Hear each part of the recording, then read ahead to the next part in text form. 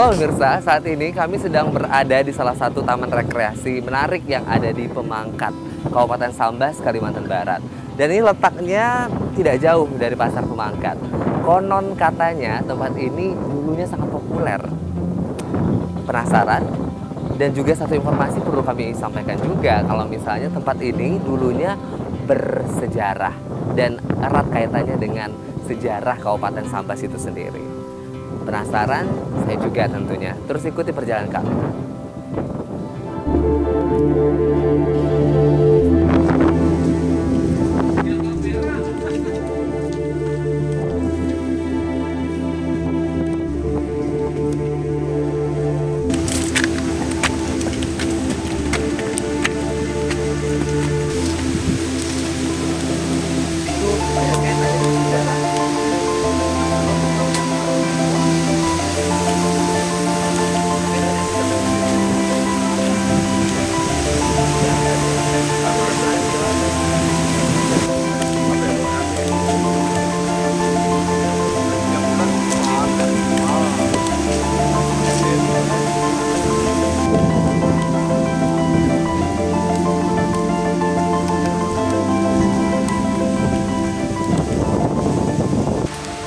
Oke, saat ini kami sedang menuju taman rekreasi yang saya maksudkan tadi. Ini keseruan di balik perjalanan. Ya memang tentunya bisa dilihat juga ya. Beberapa tanjakan dan seterusnya memang harus dilalui. Tentunya kita masih semangat untuk terus melanjutkan perjalanan kita ke taman rekreasi yang saya maksudkan tadi.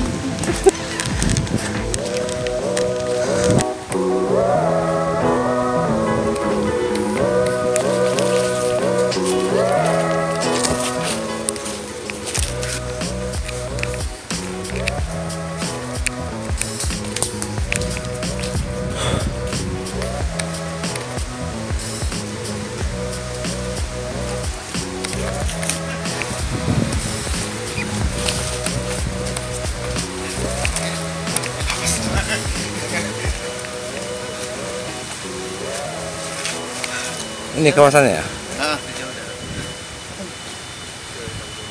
Oke, saat ini kami sedang berada di makam bersejarah bagi masyarakat Kabupaten Sambas, dan untuk informasi lengkapnya kita akan tanyakan pada ahlinya.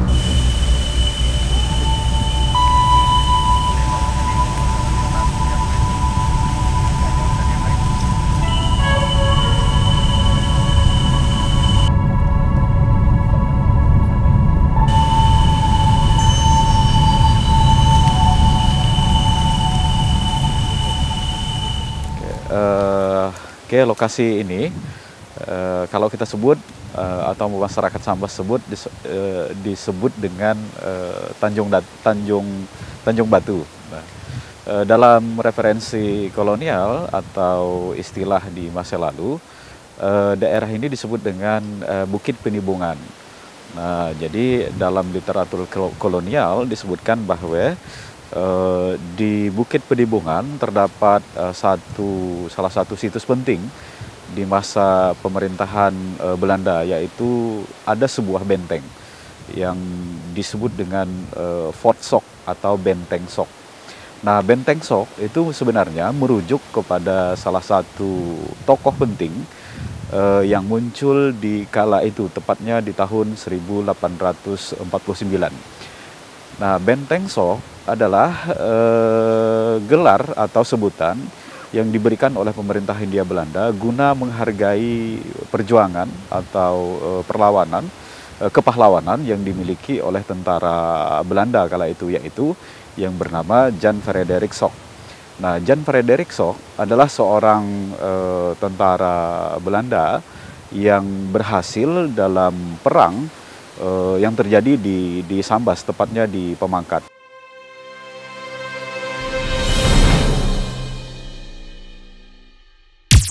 Nah, Sok ini sebenarnya sebelum datang ke Kalimantan atau sebelum datang ke Pemangkat, dia telah melakukan berbagai ekspedisi termasuklah ekspedisi ke Bali ketika terjadi pemberontakan antara masyarakat yang ada di Bali, dan dia ikut dalam operasi itu dan berhasil.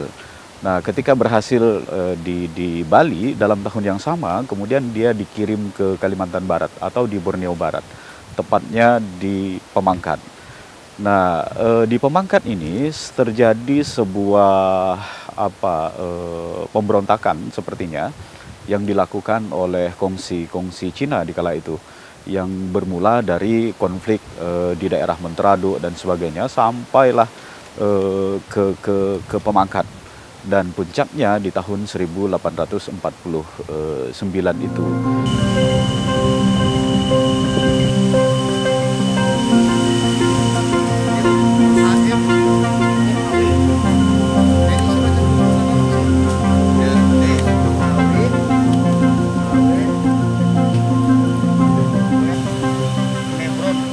Oke, di tahun itu Kesultanan Sambas mengalami masa-masa sulit karena memang sebelumnya Sambas telah mengalami beberapa kali perang dengan Inggris, perang dengan Siak, dan perang dengan beberapa daerah-daerah yang ada di Kalimantan Barat karena persoalan tambang. Di masa yang sama juga pemberontakan itu terjadi. Nah, akhirnya melalui Kesultanan Sambas, Sultan meminta bantuan pihak pemerintah Hindia Belanda untuk menghadapi pemberontakan yang dilakukan oleh kongsi Cina. Nah, lalu dikirimlah Jan Frederik Sok itu tadi. Nah, dia datang ke Sambas atau ke Pemangkat pada bulan Agustus. Jadi dia dari Bali langsung dikirimkan ke Borneo Barat, mendarat di Singkawang. Dari Singkawang melakukan perjalanan selama beberapa hari dengan jalan kaki sampai ke Pemangkat. Nah, itu tujuannya dalam rangka sekaligus melihat dan melakukan pengintaian terhadap pasukan Cina yang melakukan pemberontakan itu. Dan dalam waktu yang sangat singkat, dia telah mengetahui jumlah kekuatan tentara Cina yang menggunakan senjata berupa cantu, lalu kemudian tombak, dan beberapa lagi lembing dan sebagainya. Nah, dalam ekspedisi itu, dalam pertempuran itu, tepatnya pada tanggal 11 September, pemberontakan, peperangan antara tentara Cina dengan tentara pemerintah Hindia Belanda terjadi. Di kala itu, Sok dan pasukannya berhasil mengalahkan tentara Cina yang bersenjata cantu dan tombak itu. Tapi sayangnya dalam peristiwa itu Sok mengalami terkena tembakan oleh tentara Cina tepat di kaki sebelah kanan dekat lututnya. Nah, ketika setelah ditembak itu, ya dia dibawa ke Pontianak, lalu kemudian direhabilitasi, disembuhkan di sana. Tetapi ya nampaknya tidak ada harapan untuk sembuh dan akhirnya dia diamputasi. Nah, lalu kemudian seminggu kemudian setelah diamputasi itu Sok meninggal dunia. Nah, untuk menghargai jasa-jasa yang dilakukan oleh Sok, pemerintah gubernur di Pontianak dan di Batavia lalu kemudian memberikan penghargaan kepadanya dan menjadikan benteng yang ada di Bukit Penibungan ini dengan nama Benteng Sok atau Fort Sok.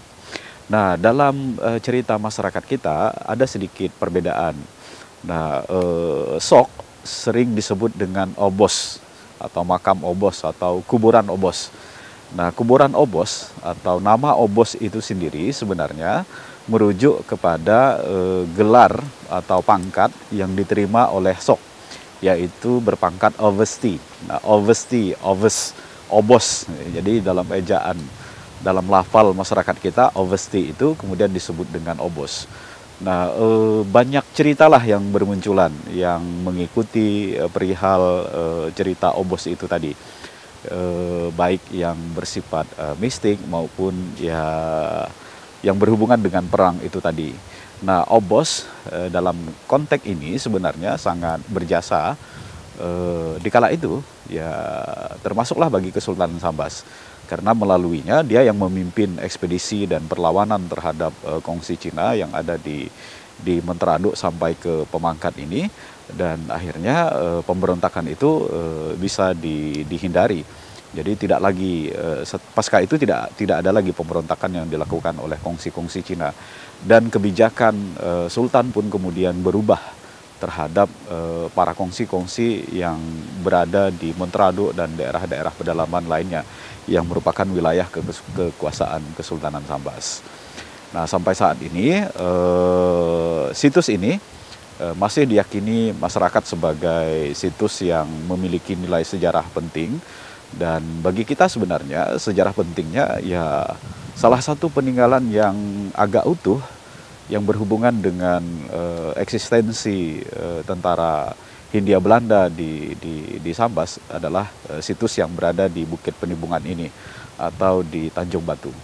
Jadi mudah-mudahan situs ini tetap terjaga dengan baik, dan ini sebenarnya aspek sejarahnya ya selain aspek politik juga diplomasi antara Kesultanan Sambas dan pemerintah Hindia Belanda itu sebenarnya terekam dalam situs ini.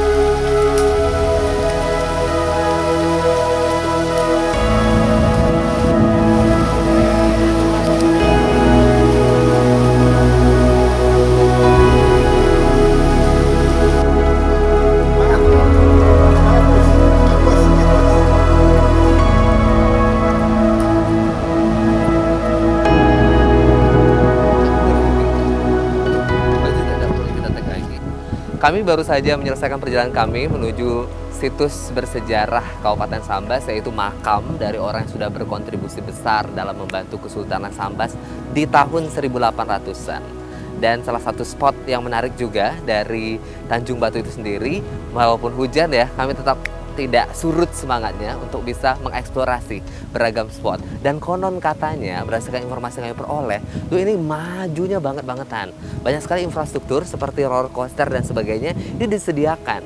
Cuma hanya karena derasnya arus alternatif wisata yang ada di Sambas pada umumnya itu membuat Tanjung Batu saat sekarang ini kurang diminati ataupun kurang progres dari segi pengadaan fasilitas dan seterusnya.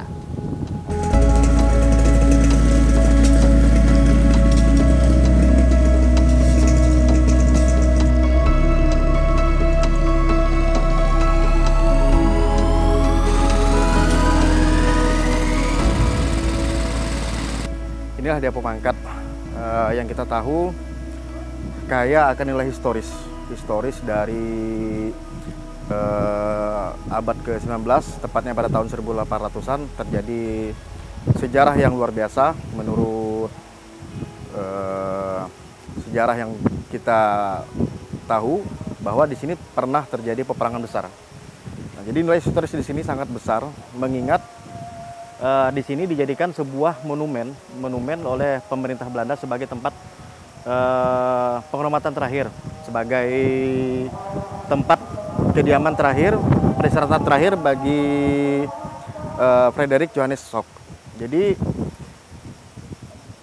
kita lihat di sini juga mempunyai pemandangan yang cukup indah.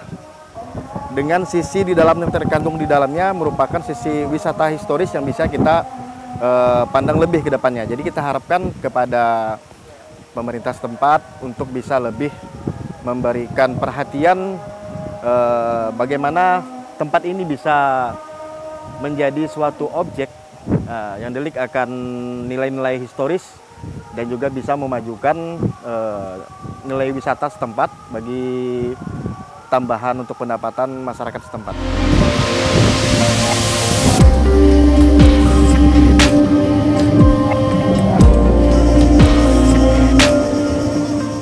Itulah pemirsa akhir perjalanan kita di Taman Rekreasi Tanjung Batu. Menariknya, tempat ini kita tidak hanya bisa menikmati wisata yang ada di sini.